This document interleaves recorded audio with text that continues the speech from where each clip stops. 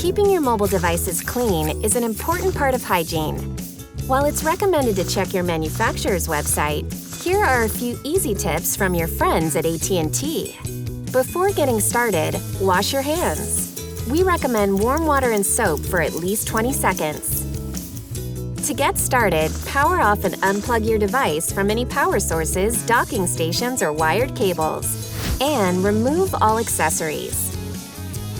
Wipe your mobile device clean with a dry, soft cloth such as a microfiber. Now for cleaning. It's safe to use household disinfecting products and disinfecting wipes that contain 70% isopropyl alcohol. Do not use bleach or products containing bleach. Add the product to a soft cloth and blot any excess liquid. Gently wipe down the surface area of your device, carefully avoiding contact with microphones, speakers, ports, and any other openings where liquid can seep in. Once you're finished, allow your mobile device to dry completely before resuming use.